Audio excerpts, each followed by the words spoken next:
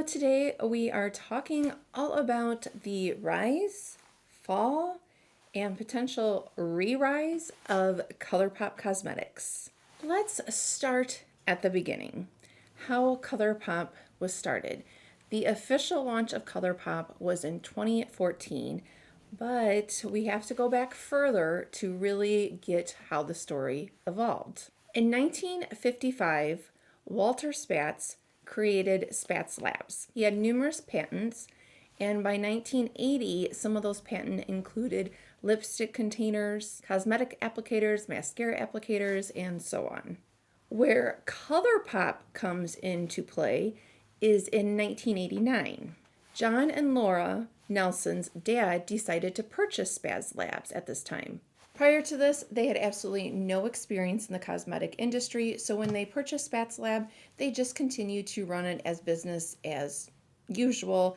But in 2014, Laura and John decided, you know what? We're doing business to business, and we've learned now about the cosmetic industry. Why don't we try, instead of making all this for other companies, why don't we try to do it ourselves? Have everything in-house. That is when they created Seed Beauty. Seed Beauty was developed as to be a brand incubator. Their first brand under the umbrella of Seed Beauty was ColourPop. By the way, if we are just meeting for the first time, hello, my name is Staci. This is Staci Lee Beauty. I'm in my mid-40s.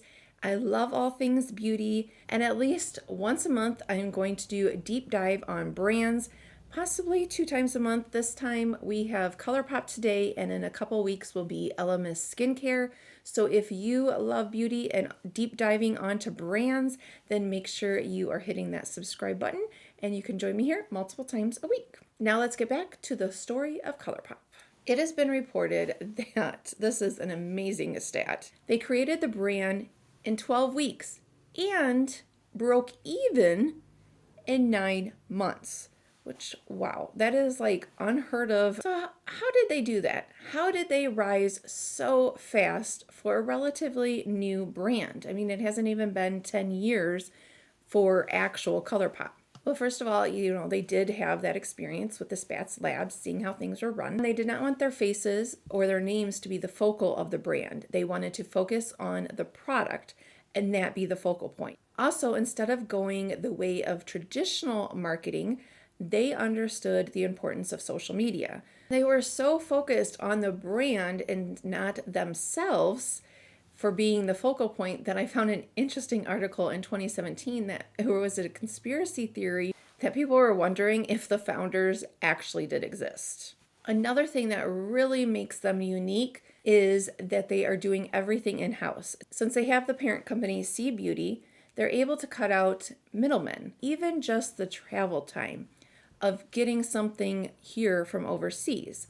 I mean, if you take a plane, you have an additional expense. Granted, cosmetics are so small, they could probably fit a ton in a cargo plane.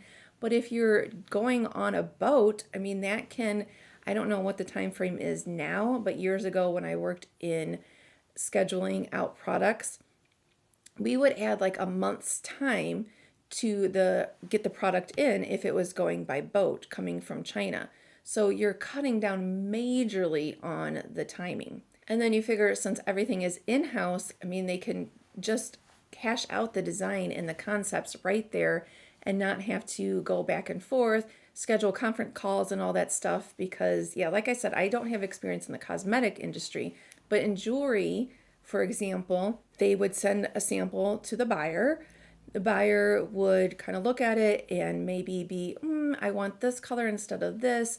So let's just apply that to packaging. I don't have experience in cosmetics industry. I'm just bringing my knowledge from jewelry into this. But let's say this is the California Love palette. The factory or whoever, maybe the buyer sends this concept, drawn out. So then they mock up the package design and they send it back. So it has to be mail.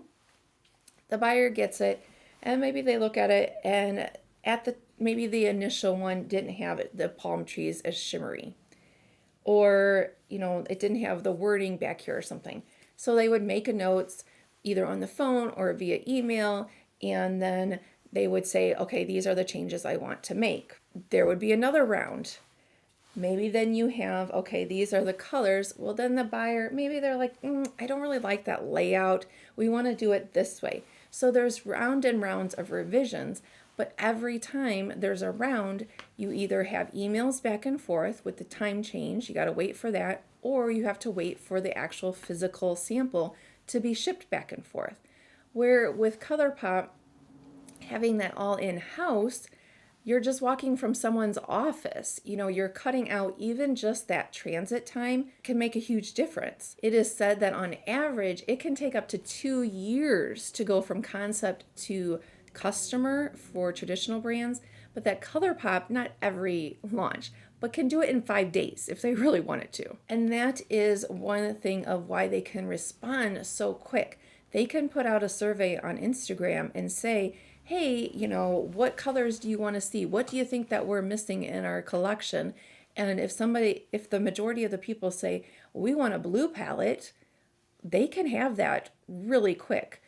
Where traditional brands, you know, you can't turn it around that fast. So huge, huge success, pretty much you could say right out of the gate.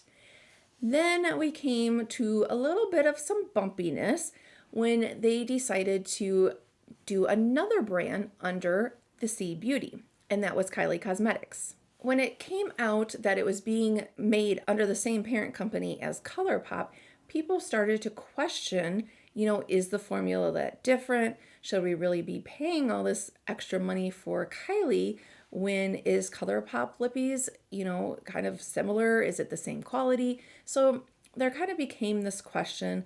And also around this time, not really from the public end, but you can see from the business end, there would probably be a conflict of interest being raised because here on one hand, they have Spaz Labs where they're making products for other competitors, and then they have their own. So they had to make a choice. So they decided to focus more on C Beauty and their brands. Spaz Labs, I did look up, is still in business today. And I couldn't find any articles or anything about when it changed hands or anything like that, but I did notice that the key principal for Spaz Labs is listed as Joel Lynn Nelson. So it appears that it's still in the family, but that it's probably different family members associated with that one. So they continued to launch more brands under the C Beauty umbrella.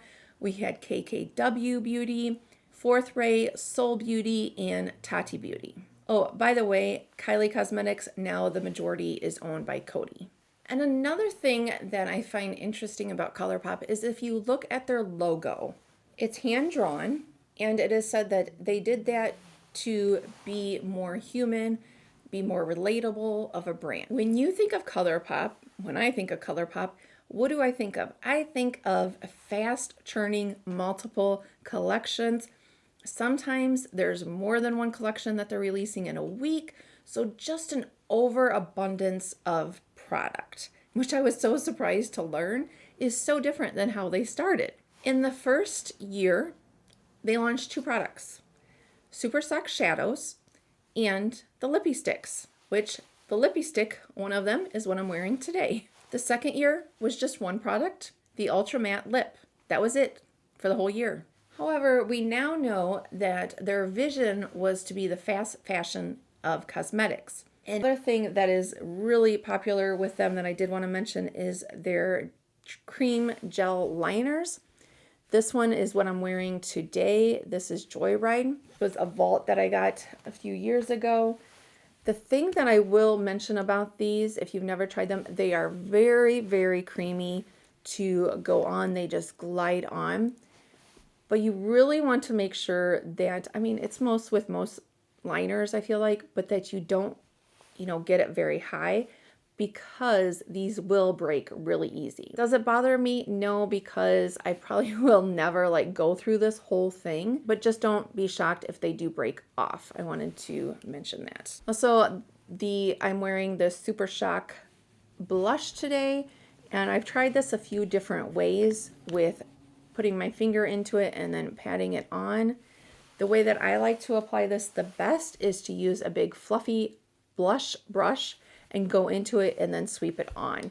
I find that gets the best kind of diffused look. And the lippy stick is what I'm wearing today. This is in Love Life. It's a matte. When I first put this on, it was a little too dark, too matte for me, but I wanted to leave it like this instead of adding a gloss. So one thing that you can do is if you put on a lipstick and it's too dark, is just take a powder brush and just go over it with the powder, and it'll kind of like tone it down a little bit. I would love to know if you've tried anything, if there's anything that you recommend. One thing that makes them so unique is that they're able to pump out so much so quick and at a good price because they're cutting out middlemen and stuff. But at the same time, I feel like that also has been kind of the downfall of them because people are just getting so oversaturated with so much launches. It's just hard to keep up. And then, you buy one and then another one's coming out. So it's hard to stay excited about the one product. Or it comes out and then by the time you've watched reviews and you've heard people talk about it and it's like, oh yeah, I think that's great, I want it, it's already sold out and maybe they're not restocking it. So you've missed your chance to get it. So I think people were just starting to get a little tired of ColourPop and just like, whoa, slow down. And before we get to the point number 2 of what I think is kind of on their down spiral. But like I said in the beginning, I think there's something that they're doing that they just announced that we're going to see a resurgence, not that they ever really went away, but of them.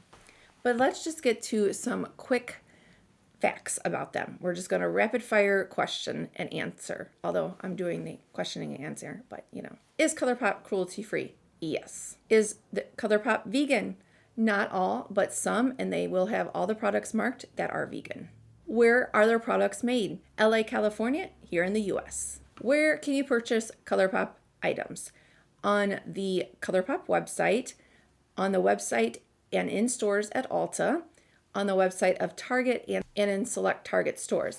I did find an article that I was surprised that a while ago they actually had some in Sephora, but I could not find that any of them were still available in Sephora. Is their mica ethically sourced? ColourPop claims that their mica is sourced in the US, Japan, and parts of Europe, but they did not specifically answer the question of if it's ethically sourced.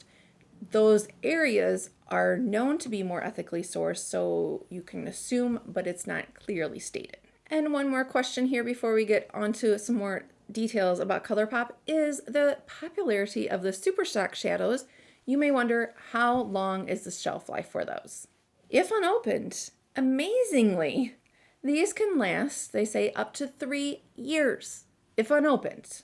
But once you open them, they'll last up to 1 year if you make sure you close that lid and tight every time. Point number 2, and what I think kind of, has been leading to maybe them being a little less popular right now, is the fact that I feel like more and more people are becoming aware of being sustainable and environmental friendly, that kind of thing, which, just FYI, is one of the things that I want to really focus on in 2023 on my channel, is highlighting brands that are being sustainable, whether that's in makeup, skincare, fashion, what have you.